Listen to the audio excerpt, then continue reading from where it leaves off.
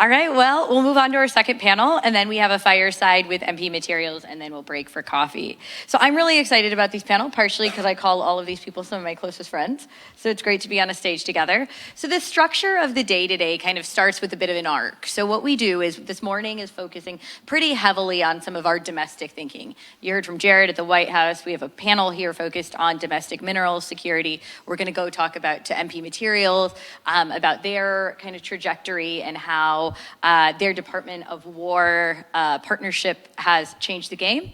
And then we're going to shift to an international roadmap towards the afternoon. So we're going to focus a bit, we're going to talk about international partnerships. We have a fireside with the State Department, with Reggie, who does a lot of the really great critical minerals work there. And we're going to come back with two firesides with two senators this afternoon, with Senator Cortez Masto, who both works a lot on minerals in the context of Nevada, where she's from, but also thinks a lot about minerals from an international partnerships with some of her legislation. And then we wrap out with Senator Bill Haggerty. So you'll see a little bit of an arc for a day. So we're on our domestic morning today. So I'm joined today by Judy Brown. Judy is the head of external affairs for South 32, where she oversees assets across the Americas, including the Hermosa project in Arizona, which was a project that received Fast 41 permitting. Prior to joining South 32, she served in multiple chief external affairs roles for Rio Tinto, most recently as chief advisor external affairs in Latin America and the Asia Pacific region. To her left is Jasper Jung. Jasper is the executive director of global strategic initiatives for global public policy at General Motors, where he leads efforts to drive growth in areas related to supply chain resilience, sustainability, manufacturing, workforce development, technology, and energy. You must be busy. He spent over a decade at General Motors. And to his left, down at the end, but certainly not least, is Rahim Bapoo, who is managing director in the BMO Capital Markets Energy Transition and Metals, Mining, and Critical Minerals Group. He focuses on clients in the battery materials, refining industrial space, and has worked on capital markets transactions, including debt, equity, mergers, and acquisitions. And I don't know anybody that can talk more eloquently about the capital challenges facing the sector and where there are opportunities. And as I discovered last night, you are a CFA charter holder, which I did not know before. So I want to get started to a question to all three of our panelists. Judy, we'll get started with you. 2025 was a big year. Judy, Jasper, you guys were involved with some of the transactions that have happened this year with DOE and DOW. From your perspective, what development stood out most to you?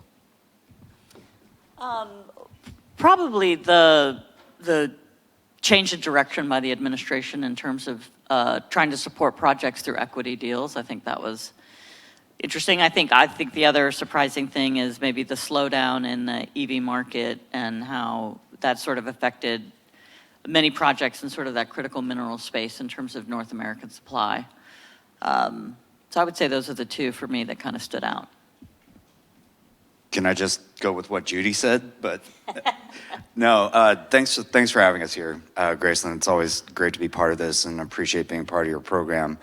I think just to double down on what Judy said, I mean, I agree with both of her things. I mean, it's been a big year. It's been a lot of change. And I think Jared also referenced a lot of these things, the speed and the creativity that this administration is working on. I think you see a consistency and focus on critical minerals. But I think, the geopolitics in the world have also really kind of impacted a lot of where we're at. I think you see a renewed focus on rare earths and magnets and building up that domestic industrial base. Judy referenced the equity the equity deals and some of the project-specific support that we've seen for MP Material and also for Lithium Americas, another one of our partners.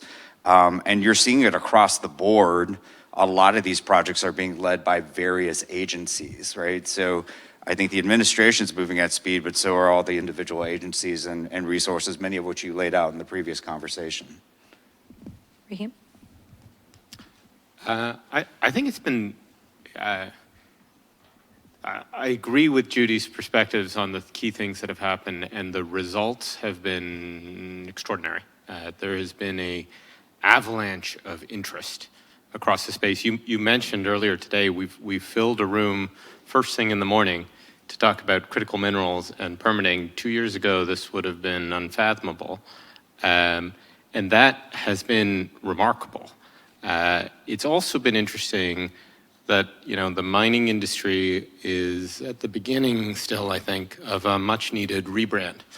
Critical minerals is a good moniker, and it's helping. And now the challenge for a lot of companies, producers and investors is to figure out what to do with all of this interest. And how do you turn interest into projects that are producing and making the metals and minerals that we need? So I want to circle back then.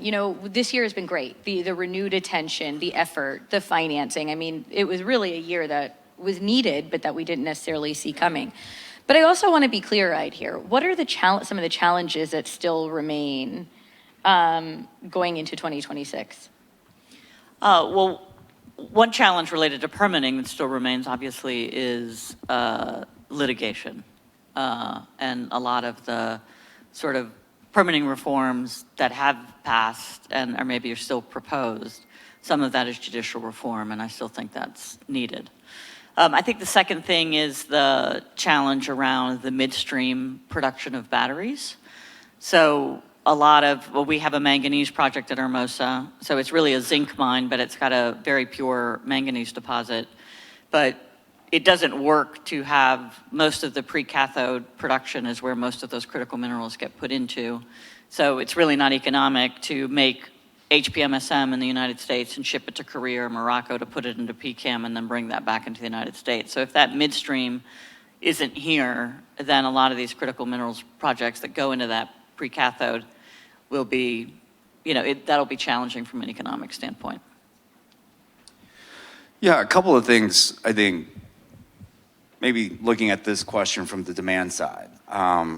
I think Jared talked about the importance of working with our allies and the importance of international cooperation to get access to a lot of the resources that we need domestically. From a mineral perspective, this stuff is buried where it is, right? And it's not all buried here.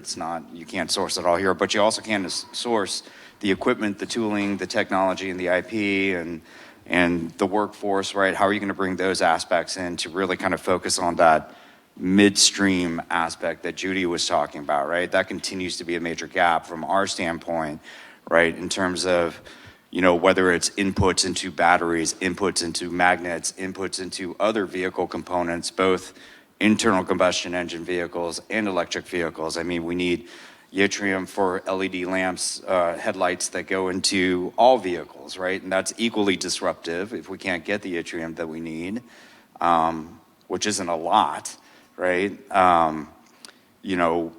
That can shut down an entire shift in an entire plant here in the U.S. So no one's going to want to buy a car without headlights. So, I mean, it's... Daytime driving. Yeah, safety regulations aside, right? So we need access to all this stuff, but kind of brings me into my other point about international cooperation. We need to understand where we can pull demand. And I think in terms of across sectors, both the commercial and the defense sector, but across markets, right? And, to really kind of build on that business case from the demand side. So I think that international cooperation is a really important opportunity. And we've seen a lot of it, right, as Jared referenced, right? We've seen a lot of critical minerals and rare earths built into these investment deals and frameworks with Australia, with Korea, with Japan, with other places. But let's work together to figure out how to operationalize that $500 billion commitment, right, that the Japanese made in investing in U.S. manufacturing. And let's, start thinking about where we can do that. I think you've seen Congress look at a number of legislative proposals that help with the permitting side, but then also kind of really look at ways to leverage those international deals. And I do think they have a role to play in that. So I think a bit more cooperation and operationalizing that would be a great opportunity for 2026. Demand Can I side- add one thing to what Jasper said before we move on? I think a challenge for 2026 to that point is also the sort of tariff policy. And the reason for that is because if you have all of these projects under construction, we haven't done mining in the United States for a long time. Most of the specialty mining equipment isn't made in China necessarily, but it is made in places like Europe. Components for like mills are made in like Brazil and India. And so I think there needs to be some maybe connecting of the dots between some of the cost of construction. I mean, there really isn't a major mining project that hasn't gone over budget and on time. So it would be great if we could maybe help make that happen at some point, but. Judy's invited a tariff question later. It's gonna be great. Rahim, what are our biggest challenges that still remain, especially in a year where government financing has been a bit unprecedented in modern history? I would say a lot of things are actually working really well. Okay, so if I think about 2025 as a year, we've had a record year of equity issuance. We've had a record year for debt issuance. We're driving projects forward. The level of vigor and interest is very high. The challenges, and so I'll give you, in areas like antimony, tungsten, to some extent rare earths, where prices have moved, we've been able to mobilize markets and crowd in private capital. And that has been really, really effective. The markets that are still lagging are the ones where prices have not yet moved, and we have a near-term oversupply. Now, in the medium term, that should work itself out because we're going to continue to demand more things, and the economy is going to keep growing, and we're going to build more EVs and get into robotics and do battery storage, and AI data centers are going to use a lot of energy and require battery backups, et cetera. So all of that's going to work itself out. But in the very near term, in markets like lithium, some parts of rare earths, graphite, nickel, we have near-term oversupply. And that's creating a near-term price signal that is very difficult for investors to overcome.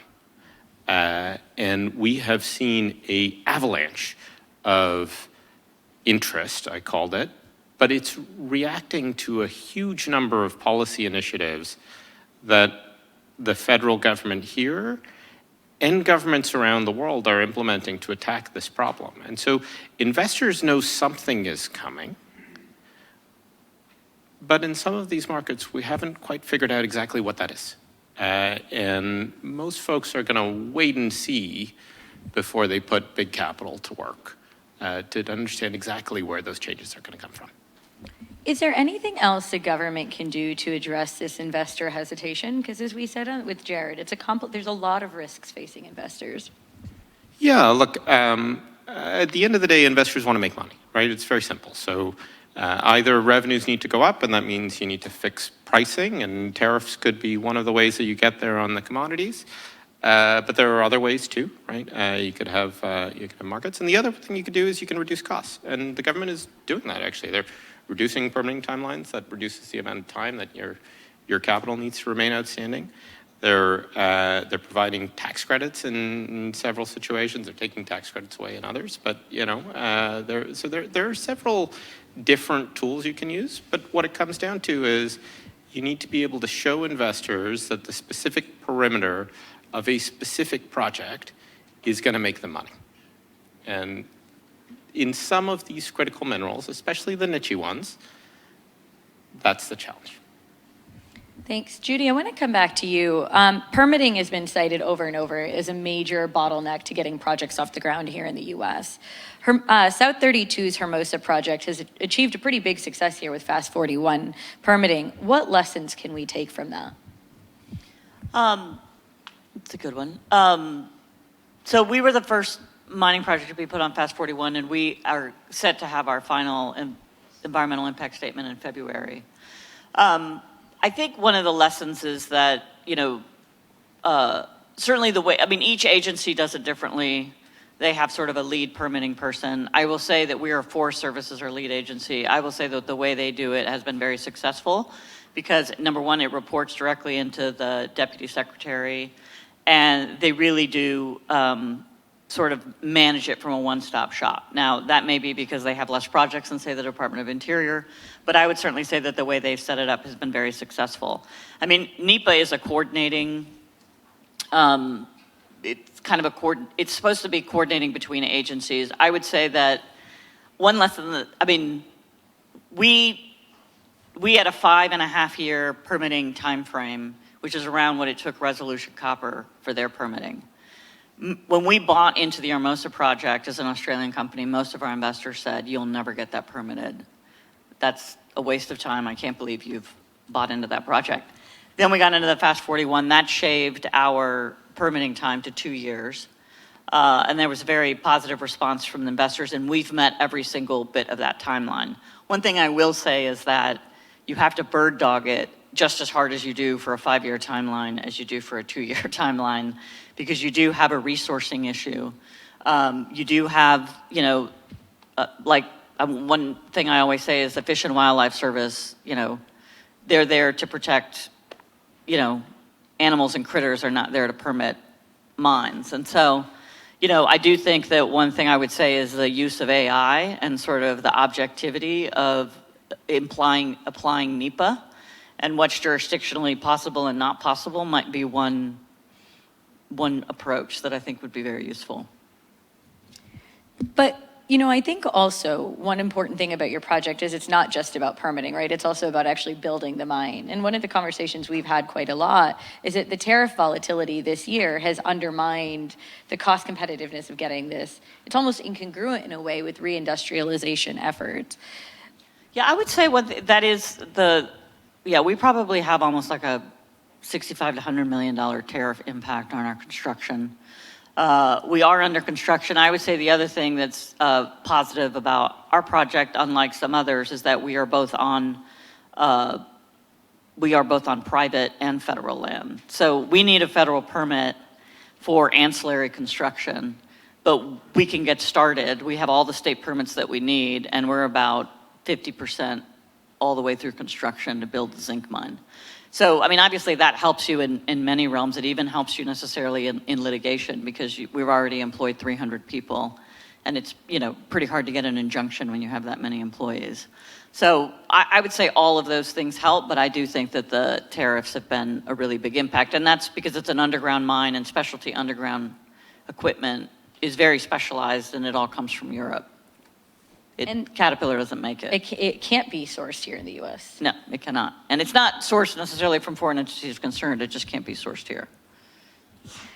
Jasper, I want to come to you. You're buying a lot of these minerals, right? You are one of the biggest demand drivers of critical minerals in the United States. And GM has been very, very forward-looking with their minerals compared to other OEMs, not that it's a competition. But prices are, it's a little bit of a competition. It's always a competition. It's a little bit of a competition. No, we won't say who it's a competition with. But prices remain low for a lot of these minerals, in part because the market is out of balance. What does success look like in demand-side strategies? Wow.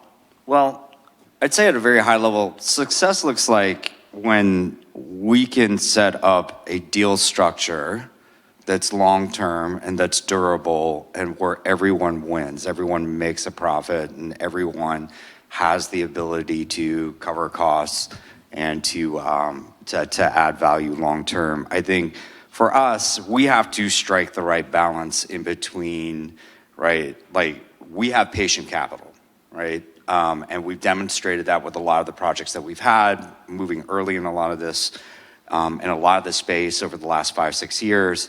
And it's really kind of been reflected in the fact that we have taken zero downtime in the face of any of these geopolitical kind of landscape and policy actions that have happened here in our U.S. manufacturing plants, whether it's rare earth magnets, whether it's other commodities and components.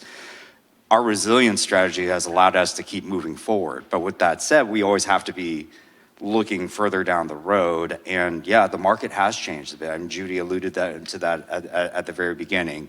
And we have to adjust for that, and we are adjusting for that. But I think that's where working with the U.S. government comes in play, right? Like we've always talked about, you and I have always talked about the importance of the types of signals and the types of confidence that the U.S. government can the role they can play in this space, right? And I think you're seeing that with a lot of these projects. I think you're seeing that with a lot of their approach. They're trying to be creative with that.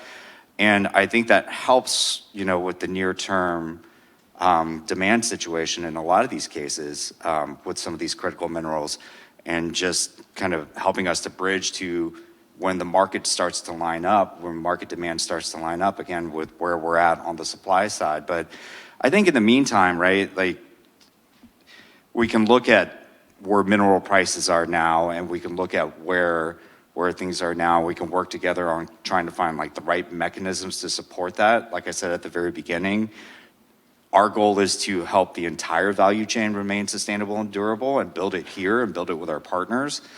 And then so we believe in certain mechanisms there, but we have to find the right balance in delivering value with our customers, right? At the end of the day, they're going to drive all the demand, and that's where we're most competitive, right, with the other OEMs. It's like, how do we create that value? And part of that is the vertical integration of these supply chains, but doing it in a cost competitive way. And we always have to constantly look at that. Rahim, in Jared's fireside this morning, he talked about the fact that there are going to be more transactions coming. This administration is implementing measures to more strategically leverage public capital to get private capital. What do we need to do to create a strong labor or like a capital multiplier? And how can we better de-risk projects, particularly given some of the uncertainties that we've discussed?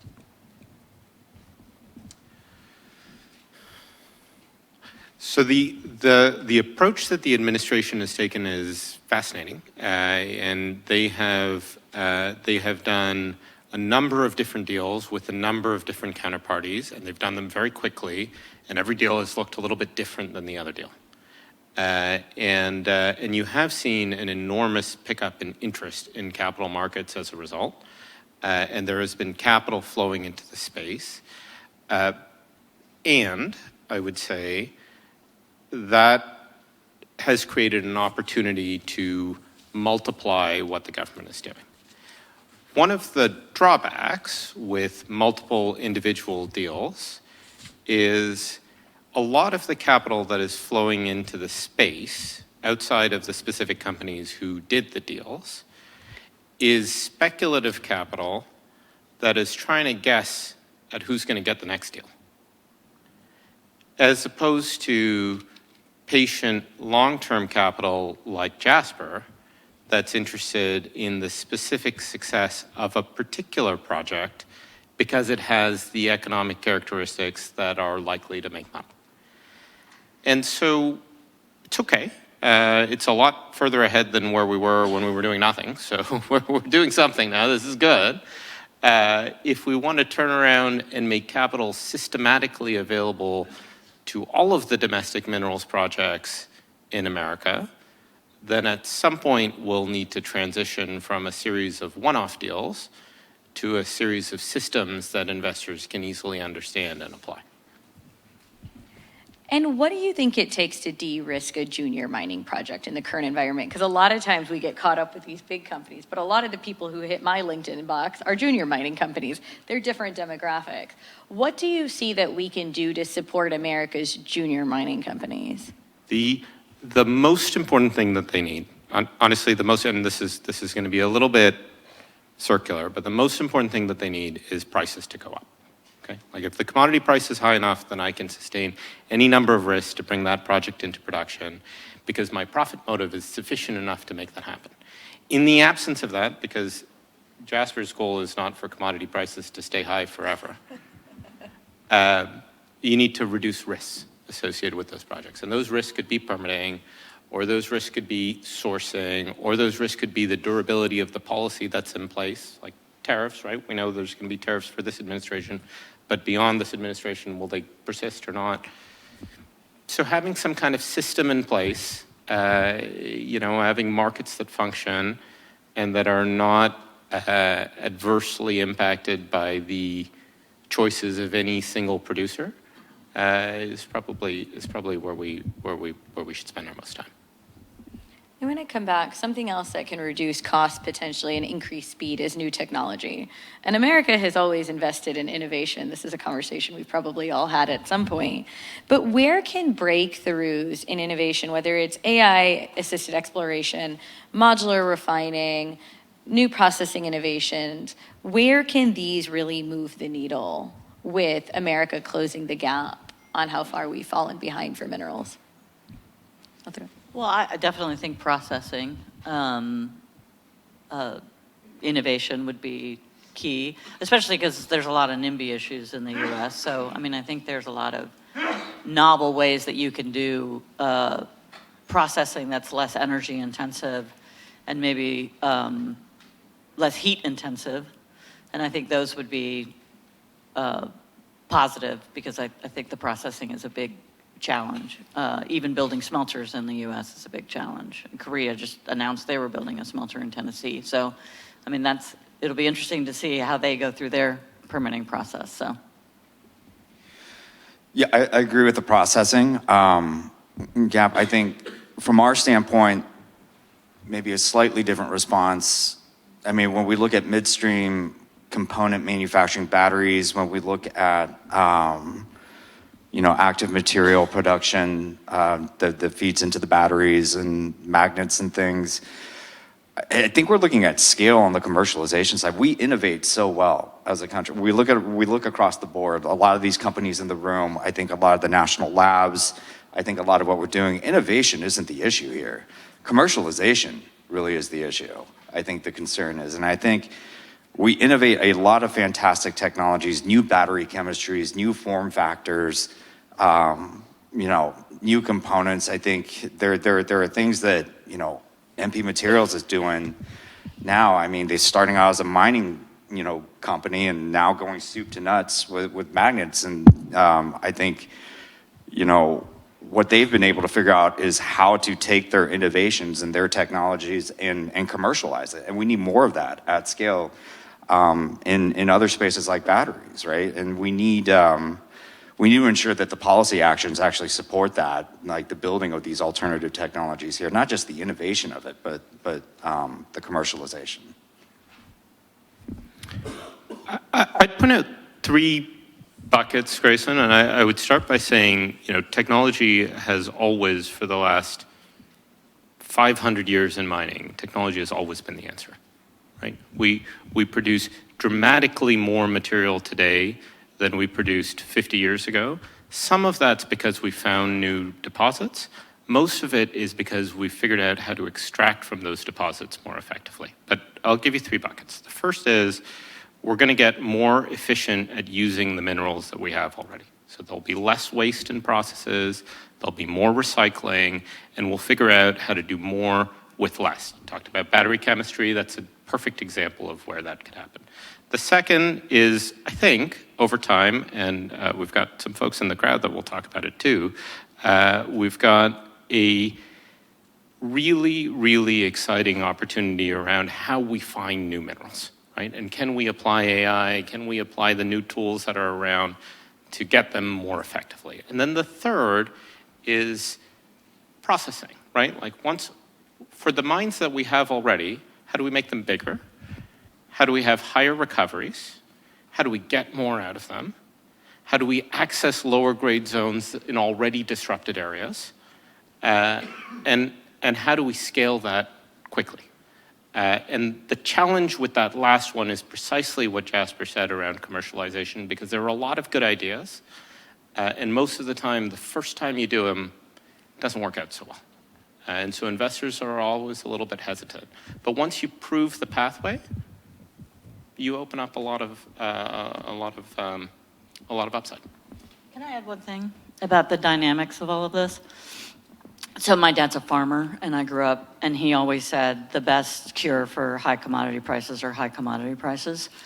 So, farmers farm cotton and the price is high. You farm a lot of cotton and the price drops. So I think it's the same issue with a lot of these niche minerals. Like, cobalt, you start to innovate batteries so that you don't have to use expensive cobalt that only comes from one country.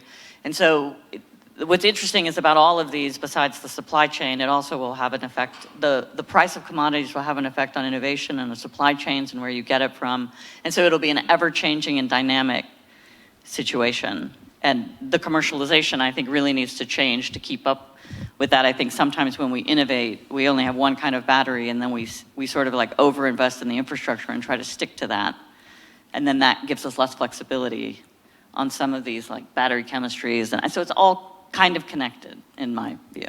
Yeah, nobody really talks about the negative externalities of tech and innovation, right? Which is like if you think about BMW, they're kind of out innovating this rare earth crisis by having created a motor that doesn't need rare earths, right? So that's going to have implications 10, 15 years from now if that's scalable on how much rare earths demand there are.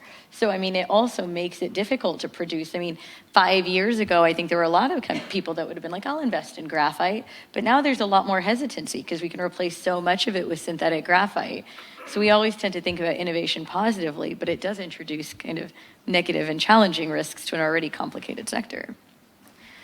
And investors have to think about that risk, right? And so when they invest in these niche materials, they need to know that they're going to get their money back and be able to pay off whatever investment they made quickly. Yeah, and OEMs also need to think about, right, cost, right? Everyone's always going to think about cost, but also scale and speed to market, right? You can have all these great innovations, these new technologies, but when are they going to come to market? When are they going to come to market at cost parity with some of what's already on the market, and how do you balance that, right? But then you also think about, right, you had referenced the magnet for the EV traction motors, right? There's a lot of great innovation and technology happening in that space, alternatives that are being built out. But what about the other 75 magnets that you need in a car for speakers and for ignition coils and turbochargers and things like that, right? Like, what are we going to do about that? It's not the same recipe. It's not the same setup, right? Like, so the demand is still going to be there for whatever your original source is. And so we've got to figure out like the right balance where innovation plays a role in kind of offsetting some of this stuff. But then also where the reality is that some of this technology may be a little further out, and some of it is focused on innovation, some of it is focused on commercialization. But with that said, I think demand side technologies will continue to increase exponentially. And it's not just about batteries and EV traction motors, right? You look at the robotics, you look at the AI that's being incorporated into manufacturing facilities. There are now lights out facilities in some parts of the world where no humans are working in it. It's all just AI-driven software management systems and robots working in the dark with sparks flying everywhere and everything. It's kind of creepy in certain ways. And then all of a sudden you see a part come out of this dark house and parts and components going in. But it's really fascinating where you see some of that stuff. Rahim mentioned batteries as, secondary energy storage, scaling that up, and I think there's going to be a lot of great stuff coming down the pike on the demand side.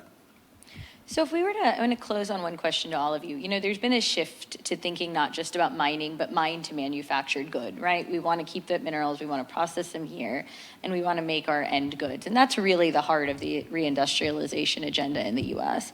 If you had one recommendation for your segment of the supply chain, because you're all sitting in different segments of the supply chain that are highly interdependent, right, what would it be? Well, for me, it would be the midstream. I mean, you need all parts of the manufacturing in order to create that demand. Obviously, there's a lot of other things I could say about how to encourage, mining. I think there are a lot of niche rare earth materials that are needed. But at the end of the day, for investors, if you have a base metal mine, you're going to make money, copper, zinc. And so I think there's probably more that can be done on how to get niche materials from operating base metal mines, which isn't easy because base metal mines are trying to make what makes money, and putting in new lines is distracting, and it can create efficiency, and they don't necessarily make money. And so I'm not saying it's easy, but I would say that's maybe another issue where we need to maybe maximize where we already have mining infrastructure. Can I ask one follow-up question? Is there any support mechanism that would make the economics of processing? I mean, we've talked about this for zinc. It's just not profitable to be in zinc processing right now. What kind of support does it look like? Because it's different than getting an upfront grant to build a mine, right? What does support to building midstream processing look like? Well, the midstream processing for batteries and things. I can say why there isn't, and that's because of the 30D tax credits, basically saying that free trade agreement countries can, there were some PCAM projects slated for the US and North America that have been canceled because they didn't need to put it here. So, I think if you can get the stuff from Indonesia and you have, pecan production in Southeast Asia, that makes, from a supply chain, it makes a lot of sense. So I think we need to look at some of that. I mean, for us, like zinc, making niche materials, we make both a zinc concentrate and we make a lead concentrate that has silver in it. And sometimes if you're stripping things out of those, then you're stripping other things that have higher value. So we have a lot of antimony in our deposit, but if you strip antimony, it could then strip silver. So you have to make choices between what's in your concentrate and what do you make money on and what you don't make money. One thing that I think is interesting is that you're seeing people in the smelting business now actually paying for things that they'll process that used to be a penalty. So if you had, antimony in your lead con, that would be a discount. Like they were like, we're not paying you for that, and actually it's got antimony in it, so we're not paying you as much for it. Now they're actually paying you for it. So I do think that is changing the dynamics of smelting as well. That was a really long answer, I'm sorry. That's a good answer. I think Judy covered the processing opportunity really well. So I think for me, if it's not processing, then it's just going back to pulling demand. It's about helping us understand kind of what policy actions can support demand across commercial and defense sectors, across markets, help us understand what roles these other markets can play, who we ought to be working with, like who we ought to be collaborating with. I think the opportunity from that standpoint is when we look at the work that GM has been doing and you look at the automotive value chain, the countries that we've been working with line up really well with our security allies for the US. So I think that there's a lot of initial work that has been done in some of these investment proposals and frameworks, but would like to see kind of a lot of that investment become reality and working together with industry to make that happen. Do you see a role for Congress in that? Yes, absolutely. I think, like Jared said before, I mean, Congress has a role in providing clarity and durability, I think, for a lot of these proposals and a lot of these policy actions. And we've seen, several proposals in Congress right now that are fantastic platforms for a lot of what we've been discussing. Grayson, can I just clarify? Your question is specifically about the midstream? Mm-hmm. Yeah. So I'll give the simple answer from a banker's perspective, and then the detail. The simple answer from a banker's perspective is you could employ contracts for differences to create certainty around the part of the project that is the most uncertain. I'll give you my specific example. So we will have entrepreneurs come to us all the time and say, hey, I want to put up a plant that does this. It's this plant that I want to put up in this area. It's going to process this material, let's say spodumene, and it's going to produce lithium hydroxide. That's the plant that I want to put up. And we as the bank can introduce them to private investors that can price the risk of that plant working, right? It's going to work on time. Are we going to hold you to account? Are you going to be able to produce on time, on budget? Are you going to produce your minerals at the conversion cost that you tell me about? What is much more difficult for private investors to price is the risk that the spodumene will actually be available, right? Is there going to be a mine that comes online in time to supply that factory, right? What if there's a foreign actor that's willing to buy the material at a price that's way higher than market? And then the second thing that's difficult for a private investor to price, because you're talking about an entire economy, is there going to be a customer for my lithium hydroxide in the United States? Because lithium hydroxide itself is an intermediate product that is not being consumed in any great quantity in the United States. So if you build a new plant, is there going to be a customer here for that particular product? And this is an infant industry problem where you've got to kickstart a new industry. And you need to understand that there will be interchange points, and there are going to be different folks that specialize in different parts of that value chain that all need to come together, and the timing might not be exactly right. Do you think the government should be playing a stronger role in coordinating those different parts of the supply chain, or should we leave that to the free market to self-organize? I think there are a number of different mechanisms that are out there that you could do that with. You could try and organize it.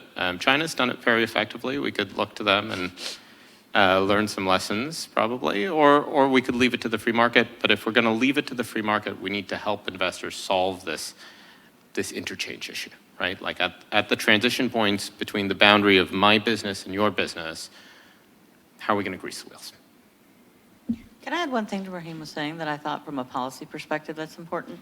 Is that I think a lot of times, from a policy perspective, we think of critical minerals, of which there are 50, as one thing, and sort of a blunt instrument that's supposed to address all 50.